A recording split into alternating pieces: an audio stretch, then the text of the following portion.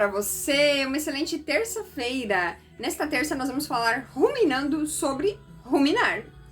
Algumas pessoas argumentam que as leis de saúde deixadas em Levítico, principalmente a questão das carnes puras e impuras, não valem mais para nós hoje. Tudo isso era para aquele tempo, hoje não tem mais necessidade. Mas eu te faço uma pergunta. O corpo humano não é o mesmo daquele período? Não são os mesmos órgãos, o mesmo funcionamento? Então por que essas leis de saúde seriam abolidas para nós hoje? Por que Deus deixaria uma lei de saúde para aumentar o período, a longevidade, a qualidade de vida do seu povo? Naquele tempo não teria essa preocupação com a gente hoje. Não tem sentido esse argumento de que essas leis de saúde valiam só para aquele período. A verdade é que não há um único texto, tanto no Antigo quanto no Novo Testamento, que invalide as leis alimentares de Levítico 11 e também as que estão presentes em Deuteronômio 14. Vamos analisar brevemente aqui alguns versos que costumam ser usados como argumento para não cumprir com essas leis de saúde. Primeiro, Marcos 7, versículos 18 e 19. Jesus diz que o que contamina não é o que entra, mas ele está falando sobre pureza moral e não declarando de que carnes puras ou impuras contaminam ou não. Quando as pessoas utilizam esse argumento, nós temos que entender o quê? Contexto. Por isso que é muito importante nunca estudar um verso isolado, para não usar ele de uma forma inadequada. Estudar verso por verso, o que vem antes e o que vem depois, para compreender o seu contexto e saber exatamente do que se está falando. Por isso que esse verso, tirado do contexto, é utilizado dessa forma como argumento para fazermos aquilo que Deus disse para que não façamos.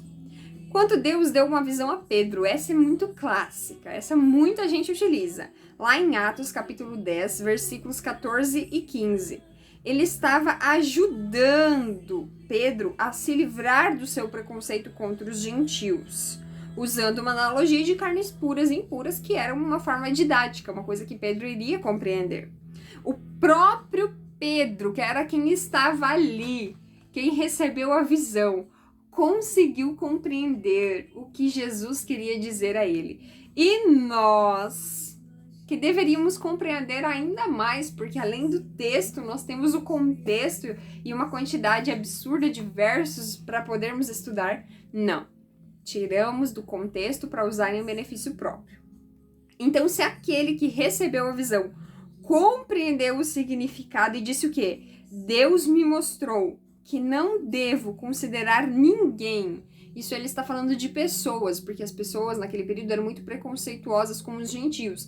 Então considerava, aquele ali é impuro, aquele ali é puro. Não, ele entendeu que então através da visão ele não deveria fazer essa acepção de pessoas, não deveria considerar uns puros e impuros. Afinal, todos somos indignos da graça e da misericórdia de Deus. Então não existe isso de um é puro e outro é impuro.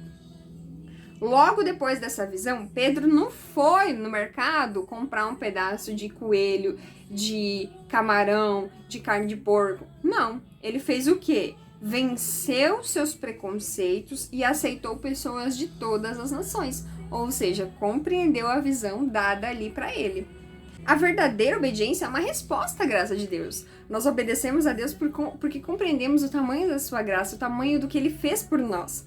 Quanto mais entendemos seu profundo amor, mais dispostos estamos a obedecê-lo, mesmo quando não entendemos porque ele nos deu determinada instrução.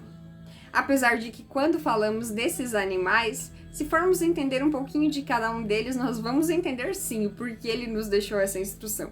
Principalmente quando falamos de animais que são considerados de limpeza, que comem muita coisa podre, fazem ali a limpeza dos rios, dos mares, comem lixo. Então a gente vai entender muito porque que Deus nos deixou essas dicas aqui de saúde para a nossa qualidade de vida. Eu espero você aqui amanhã para mais um dia de estudos da Escola do Sabatina Jovem.